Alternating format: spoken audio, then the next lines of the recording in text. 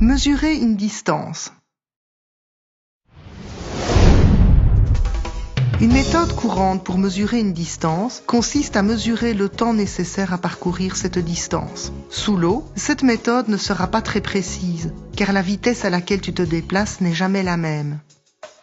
Particulièrement en plongée, car tu t'arrêteras souvent pour regarder quelque chose.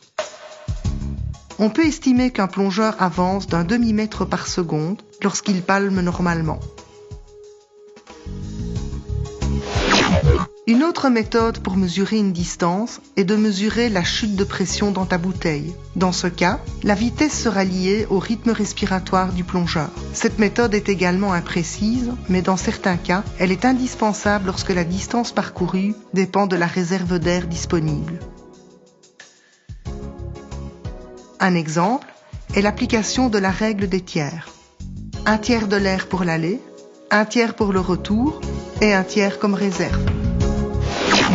Une méthode simple pour mesurer une distance, même pour un débutant, consiste à compter les cycles de palmage.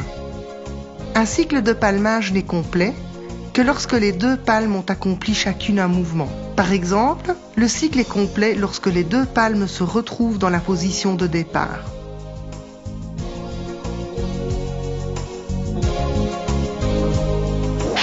Une méthode plus précise pour mesurer une distance est la mesure par écartement des bras. Les distances seront calculées en mesurant l'écartement entre la pointe de tes doigts, bras tendus. Cette méthode est précise, mais peu utilisée pour mesurer de longues distances. De plus, le plongeur devra se déplacer lentement et rester en permanence en contact avec le fond.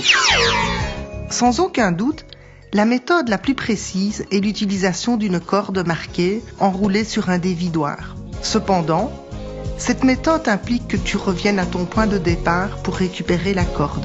Cette méthode n'est seulement utile que lorsque tu mesures des distances sur un trajet aller-retour.